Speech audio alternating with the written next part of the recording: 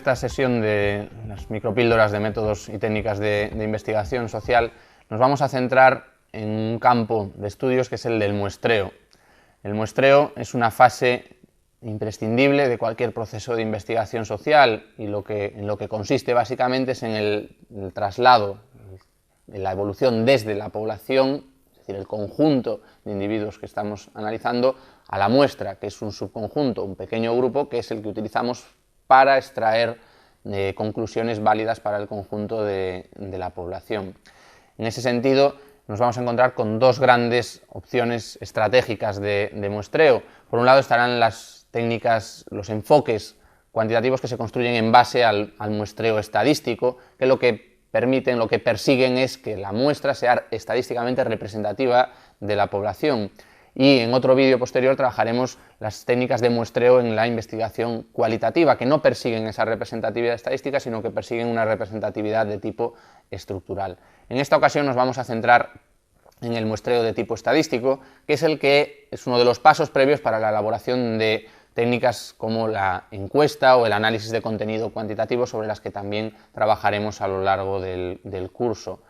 ¿En qué situación? ¿Cuál es el punto de partida?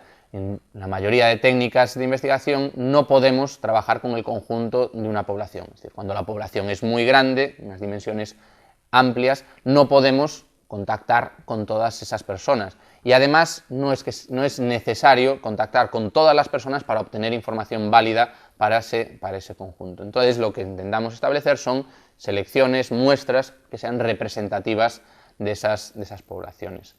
No todas las personas formarán parte del marco muestral, es decir, el marco muestral es dentro del conjunto de la población, son todas aquellas personas que pueden pasar a formar parte de la muestra en sí. Pensemos, por ejemplo, en el censo de una población y si utilizamos, por ejemplo, el censo telefónico, nos encontraremos que hay personas que están fuera de ese marco muestral. Es una diferencia, una apreciación importante a tener en cuenta de cara a la elaboración de cualquier diseño muestral.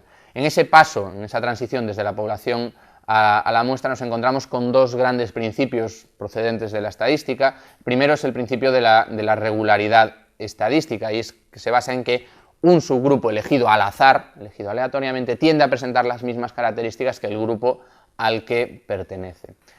Y hay un segundo principio, que sería el de la inercia de los grandes números, que a lo que hace referencia es a que cuanto mayores son los grupos, mayor estabilidad existe en los grupos pequeños que podamos elegir. Por lo tanto, aunque el grupo crezca, aunque la población aumente de forma considerable, el tamaño de la muestra no tiene que seguir necesariamente esa misma proporción de aumento. Por lo tanto, la proporción, la muestra que vamos a utilizar en un abordaje al muestreo de tipo estadístico variará en función del tamaño del universo o población, pero esa progresión no será aritmética ni geométrica, sino que seguirá otro tipo de patrones.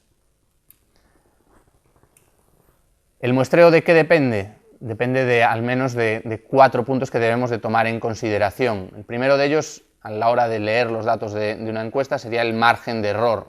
El margen de error lo que nos da es una horquilla en la que se mueven los resultados, una horquilla de validez. En muchas ocasiones se interpretan erróneamente los datos de una encuesta porque se olvidan los márgenes de error o porque se realiza una lectura de esos márgenes de error interesada, sesgada o simplemente equivocada.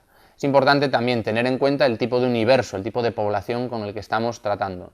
No es lo mismo una población infinita que una población finita, y desde el punto de vista estadístico, esa diferencia se sitúa en las 100.000 unidades, en las 100.000 personas o 100.000 casos que se utilicen. Es decir, una población infinita será aquella que supere las 100.000 unidades, una población finita estará por debajo de esas 100.000 unidades, y en función de esta consideración utilizaremos una serie de tablas estadísticas para definir el tamaño muestral que queremos alcanzar. Normalmente, otro de los puntos que debemos de tener en consideración es el grado de homogeneidad de la población.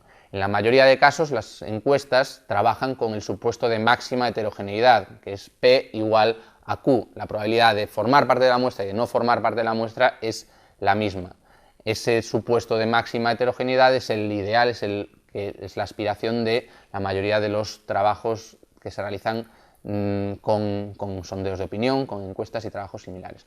Y además deberemos de tomar en apreciación la cantidad de segmentos que componen la muestra, es decir, cuántos subgrupos dentro de esa muestra queremos realizar y hasta qué punto esos subgrupos deberán o podrán ser representativos. Estos 4 puntos son aspectos que es necesario tomar en consideración antes de plantearse el diseño de un muestreo. De todas maneras, es necesario que siempre acudamos a los manuales que se incorporan como documentación de la asignatura a la hora de llevarlo a la práctica, porque hay muchos detalles, muchos aspectos que se deben tomar en consideración a la hora de llevar a la práctica este tipo de muestras.